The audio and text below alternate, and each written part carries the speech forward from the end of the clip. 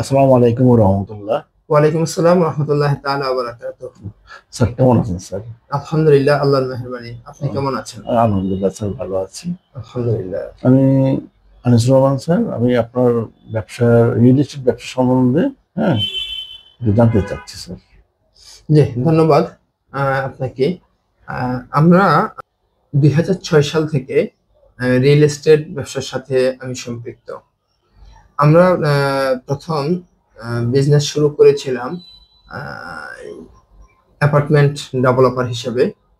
আমাদের মিরপুর, দক্ষিণখান সহ ঢাকা শহরের বিভিন্ন এলাকাতেই আমাদের প্রজেক্ট চলমান ছিল, আছে প্রাইম লোকেশনে আমাদের প্রজেক্ট গুলো।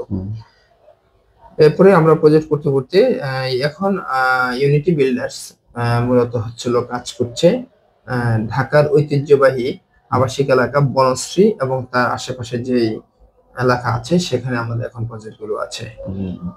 এবং আমরা শুরু থেকেই এমফেসাইজ করেছি, আমরা খুব বেশি হলো যে বিষয় সচেতন ছিলাম সেটা হলো নির্মাণ যে ম্যাটেরিয়ালস আমরা ব্যবহার করি বিল্ডিং তৈরির ক্ষেত্রে, সেই নির্মাণ ম্যাটেরিয়ালস এর কোয়ালিটির ব্যাপারে আমরা খুব সচেতন।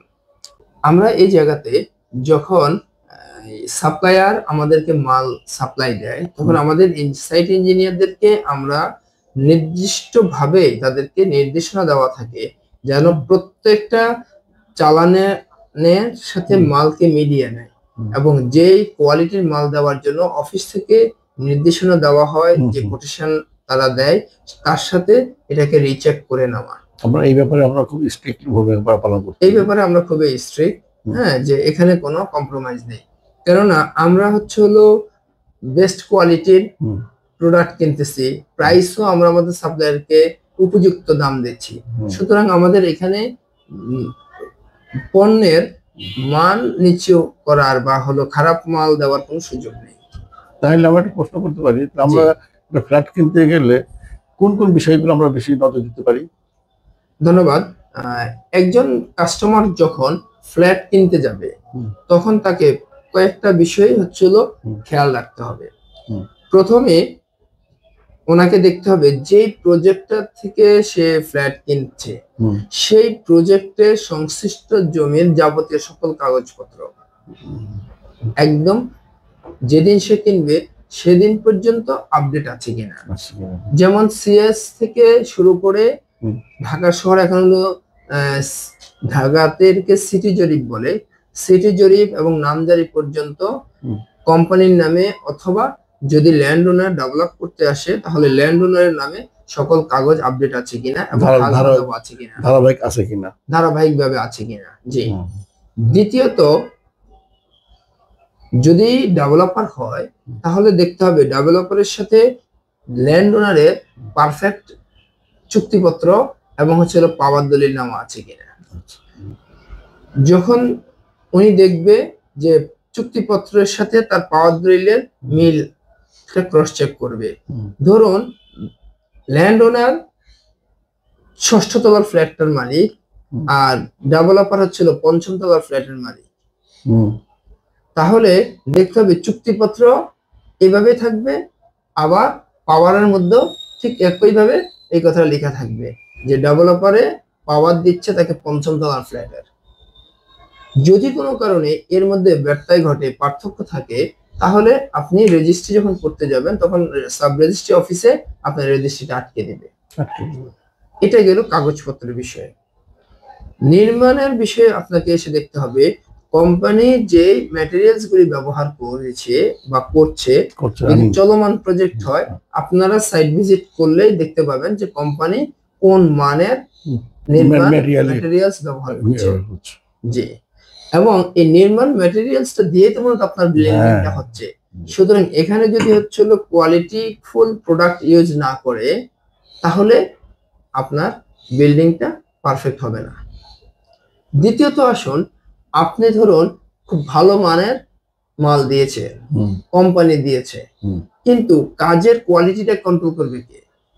অবশ্যই সাইট ইঞ্জিনিয়ার। তাহলে দেখতে হবে যে প্রকল্পের যে সাইট ইঞ্জিনিয়ার যিনি আছেন উনি আসলে কতটুকু উপযুক্ত, ওনার অভিজ্ঞতা কি। একজন কাস্টমার যখন হচ্ছিল সাইট ইঞ্জিনিয়ারের সাথে কথা বলবে, তার সাথে তার কাজটা একটু অবজার্ভ করবে, তখন সে বুঝতে পারবে আসলে সাইট ইঞ্জিনিয়ার কতটুকু সচেতন তার কাজের কোয়ালিটি মেনটেনের বিষয়ে। বাহ, সুন্দর একটা কথা বলেছে। এই জিনিসটা আমরা জানা ছিল না, কিন্তু এই একটা জিনিস সুন্দর একটা জানলাম যে সাইট ইঞ্জিনিয়ারের ব্যাপারটাও দেখতে হবে, খুবই গুরুত্বপূর্ণ, খুব গুরুত্বপূর্ণ। এরপরে আসুন, সবাই ম্যাটেরিয়ালটাই দেখতো, হ্যাঁ, কিন্তু সাইট ইঞ্জিনিয়ারের বড় একটা ভূমিকা আছে, হ্যাঁ, সেটা অনেকেই মনে করতো না। জি, এই জন্য সাইট ইঞ্জিনিয়ারটা অবশ্যই, কারণ কোম্পানির মালিক দিয়ে তো হচ্ছে সাইট চালাবে, সাইট ইঞ্জিনিয়ার সাইট চালাবে। সাইট ইঞ্জিনিয়ার যদি অভিজ্ঞ না হয়, ঠিক মতো সে যদি এটাকে ফলো আপ না করে, হচ্ছে কিনা, আপনার যে কন্ট্রাক্টর আছে যারা, তারা তো কাজ করে, কিন্তু কাজটাকে কন্ট্রোল করে সাইট ইঞ্জিনিয়ার। সাইট ইঞ্জিনিয়ার যদি গাফিলতি করে, তাহলে কিন্তু হচ্ছে কন্ট্রাক্টর এখানে অনেক কিছু ফাঁক থেকে যায়। হ্যাঁ, আবার এখানে যে লেবার যারা আছে, লেবাররা তো আসলে হচ্ছে ওই উচ্চ শিক্ষিত লেবার না, এরা হচ্ছে লেবার দৈনিক ভিত্তিক, অথবা তাদের সাথে কন্ট্রাক্ট, তারা চিন্তা করে যত দ্রুত আমি কাজ শেষ করে বেরোতে পারবো। কিন্তু আপনার সাইট ইঞ্জিনিয়ার যখন সচেতন থাকবে, তখন কিন্তু সে চাইলে কাজটাকে এবড়ো থেবড়ো বুঝিয়ে দিয়ে যেতে পারবে না। আচ্ছা, এটা তো গেল একটা রানিং প্রজেক্টের ব্যাপারে। আর ফিনিশ প্রজেক্টের ব্যাপারে আমরা কি দেখতে পাই? জি, যদি আপনি ফিনিশ একটা প্রজেক্টে রেডি ফ্ল্যাট কিনতে চান, তাহলে আপনাকে দেখতে হবে যে কোম্পানি থেকে আপনি ফ্ল্যাট কিনছেন, ওই কোম্পানি আরো 2-3টা চলমান প্রজেক্ট ভিজিট করবেন। তাহলে আপনি বুঝতে পারবেন যে তাদের ওই প্রজেক্টটাতে কেমন মাল ম্যাটেরিয়াল ব্যবহার করছে, আর এখানে কি বলেছে, তারা কি বলেছে।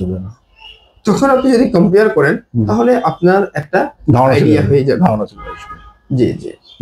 এরপরে আপনাকে দেখতে হবে যে ফিনিশিং টাইম যখন আসবে একটা বিল্ডিং এ, তখন হচ্ছে ফিনিশিং যে ম্যাটেরিয়ালস ইউজ করে, এই ফিনিশিং ম্যাটেরিয়ালস এর কাজগুলো যারা করে, তাদেরকে খুব দক্ষতার সাথে কাজ করতে হবে। যেমন আপনার ধরুন থাই লাগাবে, থাই সে ভালো থাই দিয়েছে, বাট টেকনিশিয়ান যে টেকনিক্যাল পার্সন যদি অভিজ্ঞ না হয়, তো দেখা যায় সে ফিটিং এর সময় ভুল করতে পারে। সেই জন্য এই জায়গাটুকুতে খেয়াল রাখতে হবে যাতে কোম্পানির লাইবিলিটিস বা তার সাথে তার সাইট ইঞ্জিনিয়ারের সম্পৃক্ততা।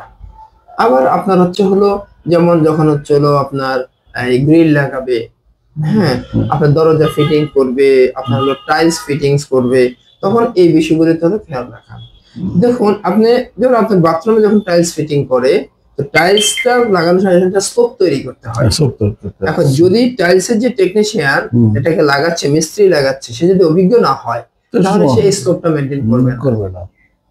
তাহলে যদি স্লোপ মেইনটেইন না হয়, তাহলে আপনি যখন এটাকে ব্যবহার করতে যাবেন, তখন দেখবেন জায়গা জায়গায় পানি জমে থাকবে, এবং এটা আপনার ড্যাম তৈরি করবে, যেহেতু পানিটা আপনার যাচ্ছে না, ড্যাম তৈরি করবে, পিছলে হতে পারে। জি জি, হ্যাঁ, রাইট। সুন্দর।